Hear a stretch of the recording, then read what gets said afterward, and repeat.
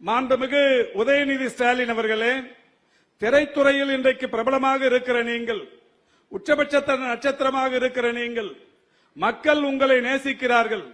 அரசியலில் உங்களுடைய பங்களிப்பு வேண்டும் என்று விரும்பி வேண்டி கேட்டுக் கொண்டிருக்கிறார்கள்.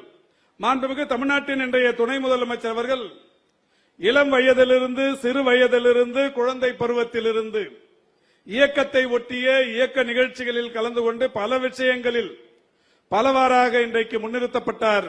அவர் இன்றைக்கு சிறந்து விளங்கிக் கொண்டிருக்கிறார் என்றாலும், சைதை தொகுதி மக்களின் சார்பில் 2018 ஜனவரியில் அவரிடத்தில் நாம் வைத்த கோரிக்கை, எனவே இந்த மேடையிலிருந்து நீங்கள் இறங்கும் போது அரசியலில் நான் முழுமையான அரசியலில் ஈடுபடுவேன், முழு நேர அரசியலில் ஈடுபடுவேன் என்கின்ற உறுதியை நீங்கள் தெரிவித்துவிட்டு இந்த மேடையில் இருந்து இறங்கினால் நன்றாக இருக்கும் என்று சொன்னேன்.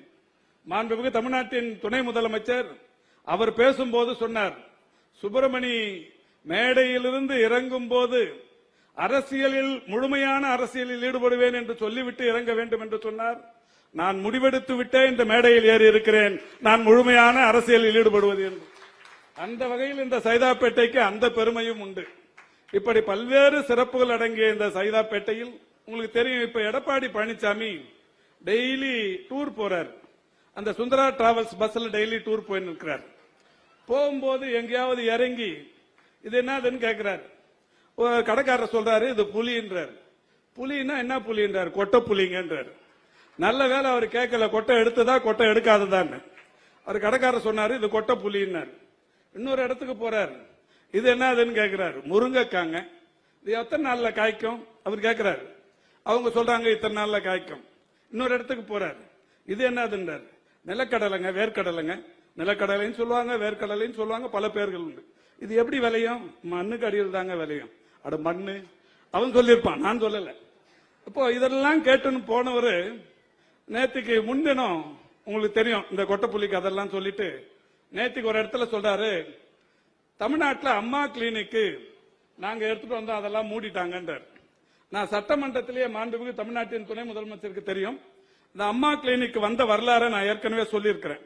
2020 செப்டம்பர் 8ஆம் தேதி ஒரு கிளினிக்கை அவசரமா சிகிச்சை பிரிவுக்குன்னு ஒரே ஒரு டாக்டர், ஒரு நர்ஸ், ஒரு உதவியாளர், இந்த பணியிடங்களோட 2000 கிளினிக் போட்டுக்கலாம்னு சொல்லி டெல்லியில் இருக்கிற NHM ஃபண்டில் இருந்து தேசிய நிதி ஆதாரத்தோட வச்சுக்கலாம்னு சொல்லி அவங்க ஒரு உத்தரவு போட்டாங்க.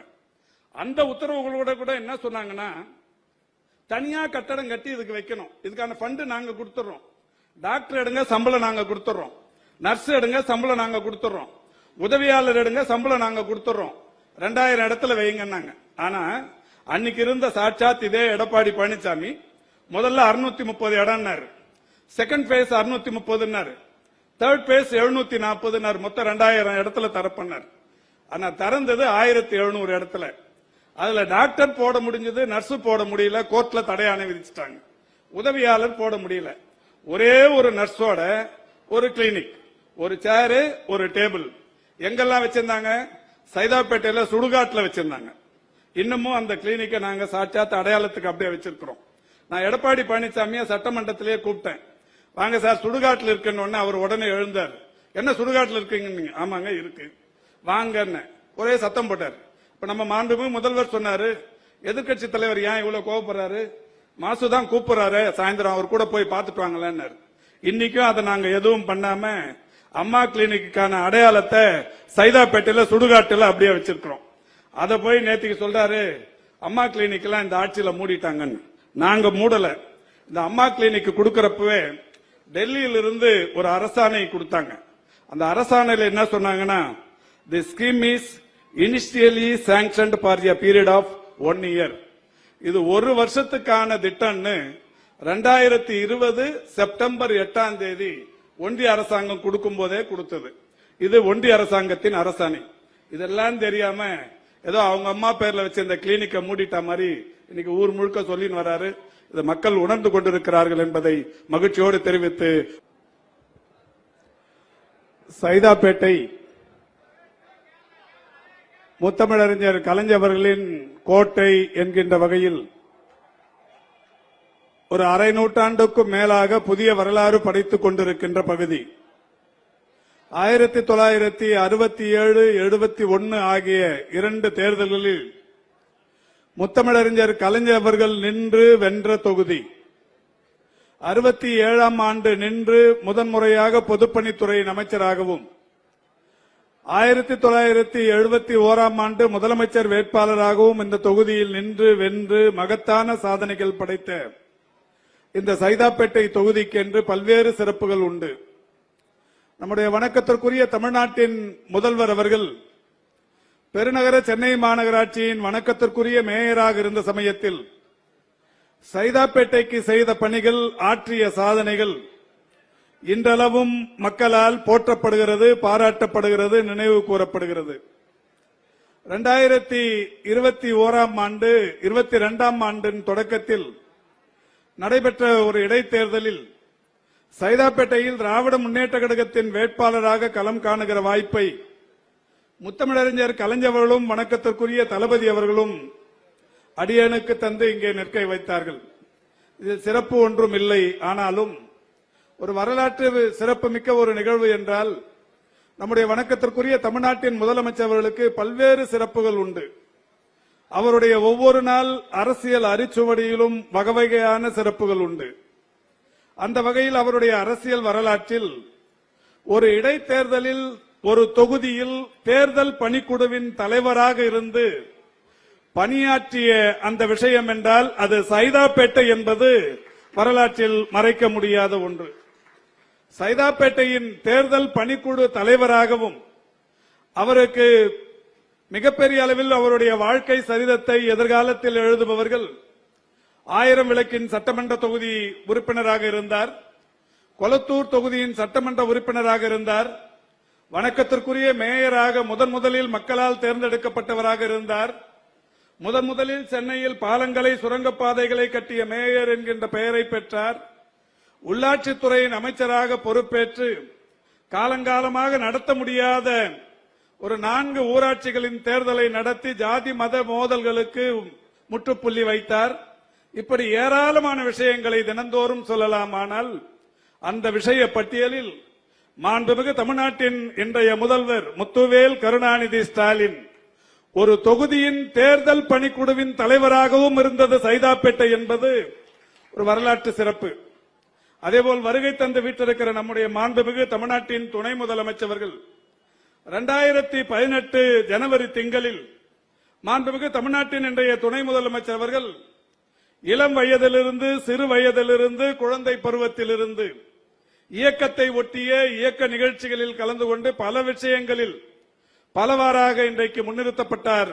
அவர் இன்றைக்கு சிறந்து விளங்கிக் கொண்டிருக்கிறார் என்றாலும் சைதை தொகுதி மக்களின் சார்பில் 2018 ஜனவரியில் அவரிடத்தில் நாம் வைத்த கோரிக்கை, மாண்புமிகு உதயநிதி ஸ்டாலின் அவர்களே, திரைத்துறையில் இன்றைக்கு பிரபலமாக இருக்கிற நீங்கள், உச்சபட்ச நட்சத்திரமாக இருக்கிற நீங்கள், மக்கள் உங்களை நேசிக்கிறார்கள், அரசியலில் உங்களுடைய பங்களிப்பு வேண்டும் என்று விரும்பி வேண்டி கேட்டுக் கொண்டிருக்கிறார்கள்.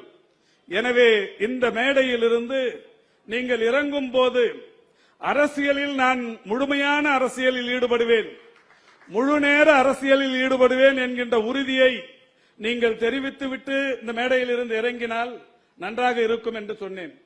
மாண்புமிகு தமிழ்நாட்டின் துணை முதலமைச்சர் அவர் பேசும்போது சொன்னார், சுப்பிரமணி மேடையிலிருந்து இறங்கும் போது அரசியலில் முழுமையான அரசியலில் ஈடுபடுவேன் என்று சொல்லிவிட்டு இறங்க வேண்டும் என்று சொன்னார். நான் முடிவெடுத்து விட்டே இந்த மேடையில் ஏறி இருக்கிறேன், நான் முழுமையான அரசியலில் ஈடுபடுவது என்று. அந்த வகையில் இந்த சைதாப்பேட்டைக்கு அந்த பெருமையும் உண்டு.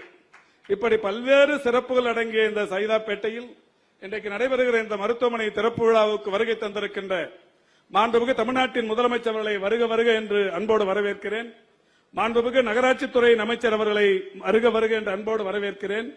இந்த துறையின் செயலாளர், NHM MD, TNHSP PD, DMS போன்ற உயர் அலுவலர்களை மகிழ்ச்சியோடு வரவேற்கிறேன். வருகை தந்து சிறப்பித்திருக்கிற மரியாதைக்குரிய சட்டமன்ற உறுப்பினர்கள் அரவிந்த் ரமேஷ், காரம்பாக்கம் கணபதி, பிரபாகர் ராஜா உள்ளிட்டவர்களையும், உள்ளாட்சி அமைப்புகளைச் சேர்ந்த பெருமதிப்பிற்குரிய துணை மேயர் மகேஷ்குமார் அவர்களையும், உள்ளாட்சி அமைப்புகளைச் சேர்ந்த நிர்வாகிகளையும், திருவிக நகர் தொகுதியின் சட்டப்பேரவை உறுப்பினர் இனியன்பர் தாயகம் கவி அவர்களையும் அன்போடு வரவேற்று ஒரே ஒரு செய்தியை மட்டும், கொஞ்சம் அவருக்கு இக்கட்டான சூழல், கால நெருக்கடி தான் இருந்தாலும் ஒரு செய்திக்கு பதில் சொல்ல வேண்டிய அந்த காலகட்டத்தில் இருக்கிறேன். உங்களுக்கு தெரியும், இப்ப எடப்பாடி பழனிசாமி டெய்லி டூர் போறார். அந்த சுந்தரா டிராவல்ஸ் பஸ்ல டெய்லி டூர் போயின்னு இருக்கிறார். போகும்போது எங்கேயாவது இறங்கி இது என்னதுன்னு கேட்கிறார். கடைக்காரர் சொல்றாரு இது புலின்றார். புலின்னா என்ன புலின்றார்? கொட்டை புலிங்கன்றார். நல்ல வேலை அவர் கேட்கல, கொட்டை எடுத்ததா கொட்டை எடுக்காததான்னு. அவர் கடைக்காரர் சொன்னாரு இது கொட்டை புலின்னார். இன்னொரு இடத்துக்கு போறார். இது என்னதுன்னு கேட்கிறாரு. முருங்கைக்காங்க. இது எத்தனை நாள்ல காய்க்கும் அவர் கேட்கிறாரு. அவங்க சொல்றாங்க இத்தனை நாள்ல காய்க்கும். இன்னொரு இடத்துக்கு போறாரு. இது என்னதுன்றார். நிலக்கடலைங்க, வேர்க்கடலைங்க. நிலக்கடலைன்னு சொல்லுவாங்க, வேர்க்கடலைன்னு சொல்லுவாங்க, பல பேர்கள் உண்டு. இது எப்படி விளையும்? மண்ணுக்கு அடியில் தாங்க விளையும். அட மண்ணு அவன் சொல்லியிருப்பான், நான் சொல்லல. இப்போ இதெல்லாம் கேட்டுன்னு போனவரு நேத்துக்கு முன்தினம், உங்களுக்கு தெரியும் இந்த கொட்டைப்புலிக்கு அதெல்லாம் சொல்லிட்டு நேத்துக்கு ஒரு இடத்துல சொல்றாரு, தமிழ்நாட்டில் அம்மா கிளினிக்கு நாங்க எடுத்துட்டு வந்தோம், அதெல்லாம் மூடிட்டாங்கன்றார். நான் சட்டமன்றத்திலேயே மாண்புமிகு தமிழ்நாட்டின் துணை முதலமைச்சருக்கு தெரியும், இந்த அம்மா கிளினிக் வந்த வரலாறு நான் ஏற்கனவே சொல்லியிருக்கிறேன்.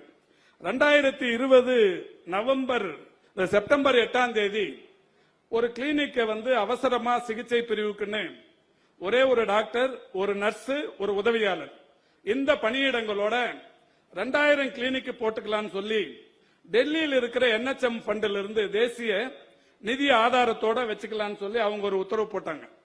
அந்த உத்தரவுகளோட கூட என்ன சொன்னாங்கன்னா, தனியா கட்டடம் கட்டி இதுக்கு வைக்கணும், இதுக்கான ஃபண்டு நாங்க கொடுத்துறோம், டாக்டர் எடுங்க சம்பளம் நாங்க கொடுத்துறோம், நர்ஸ் எடுங்க சம்பளம் நாங்க கொடுத்துறோம், உதவியாளர் எடுங்க சம்பளம் நாங்க கொடுத்துறோம், 2000 இடத்துல வைங்கன்னாங்க. ஆனா அன்னைக்கு இருந்த சாட்சாத் இதே எடப்பாடி பழனிசாமி முதல்ல 630 இடம்னாரு, செகண்ட் பேஸ் 630, தேர்ட் பேஸ் 740, மொத்தம் 2000 இடத்துல தரப்பண்ணார். ஆனா திறந்தது 1700 இடத்துல. அதுல டாக்டர் போட முடிஞ்சது, நர்ஸ் போட முடியல, கோர்ட்ல தடையாணை விதிச்சிட்டாங்க. உதவியாளர் போட முடியல. ஒரே ஒரு நர்ஸோட ஒரு கிளினிக், ஒரு சேரு, ஒரு டேபிள். எங்கெல்லாம் வச்சிருந்தாங்க? சைதாப்பேட்டையில சுடுகாட்டுல வச்சிருந்தாங்க. இன்னமும் அந்த கிளினிக்கை நாங்க சாட்சாத் அடையாளத்துக்கு அப்படியே வச்சிருக்கிறோம். நான் எடப்பாடி பழனிசாமியை சட்டமன்றத்திலேயே கூப்பிட்டேன், வாங்க சார் சுடுகாட்டில் இருக்குன்னு. அவர் உடனே எழுந்தார். என்ன சுடுகாட்டில் இருக்கீங்க? ஆமாங்க இருக்கு, வாங்கன்னு ஒரே சத்தம் போட்டார். இப்ப நம்ம மாண்புமிகு முதல்வர் சொன்னாரு, எதிர்கட்சி தலைவர் ஏன் இவ்வளவு கோவப்படுறாரு, மாசுதான் கூப்பிடுறாரு, சாயந்தரம் அவர் கூட போய் பார்த்துட்டு வாங்கலன்னு.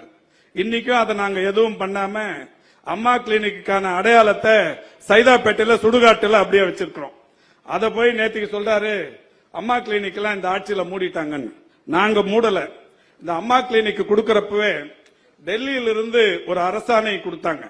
அந்த அரசாணையில என்ன சொன்னாங்கன்னா, the scheme is initially sanctioned for a period of 1 year. இது ஒரு வருஷத்துக்கான திட்டம்னு 2020 செப்டம்பர் 8ஆம் தேதி ஒன்றிய அரசாங்கம் கொடுக்கும் போதே கொடுத்தது. இது ஒன்றிய அரசாங்கத்தின் அரசாணை. இதெல்லாம் தெரியாம ஏதோ அவங்க அம்மா பேர்ல வச்சு இந்த கிளினிக்கை மூடிட்ட மாதிரி இன்னைக்கு ஊர் முழுக்க சொல்லின்னு வராரு. இது மக்கள் உணர்ந்து கொண்டிருக்கிறார்கள் என்பதை மகிழ்ச்சியோடு தெரிவித்து மாண்புமிகு தமிழ்நாட்டின் துணை முதலமைச்சர்களை வருக வருக என்று அன்போடு வரவேற்று விடைபெறுகிறேன். நன்றி, வணக்கம்.